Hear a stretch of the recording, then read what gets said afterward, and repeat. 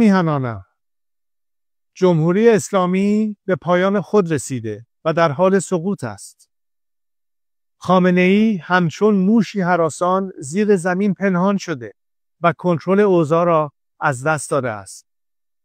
آنچه آغاز شده برگشت ناپذیر است. آینده روشن است و ما با هم از این پیچ تند تاریخ عبور خواهیم کرد. در این روزهای دشوار دل من با همه شهروندان بی‌دفاعی است که آسیب دیدند و قربانی جنگ طلبی و توهمات خامنه‌ای شدند. من سالها کوشیدم تا میهنمان گرفتار آتش جنگ نشود. پایان جمهوری اسلامی پایان جنگ 46 ساله آن با ملت ایران است. دستگاه سرکوب رژیم در حال فروپاشی است.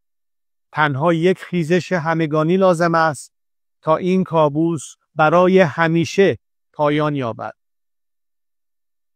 اکنون زمان ایستادن است. زمان بازپسگیری ایران.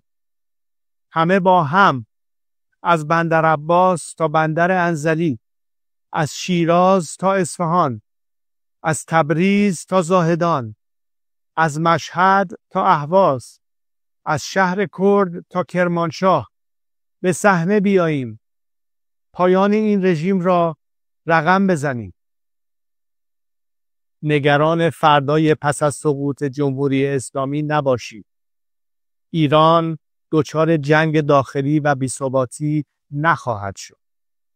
ما برای آینده ایران و شکوفایی‌اش برنامه داریم.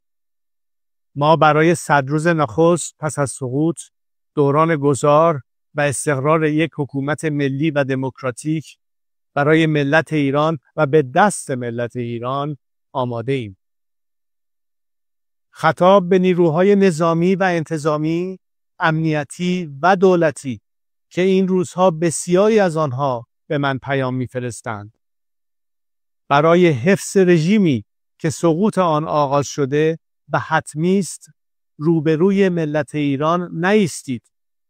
خود را فدای رژیم پوسیده نکنید.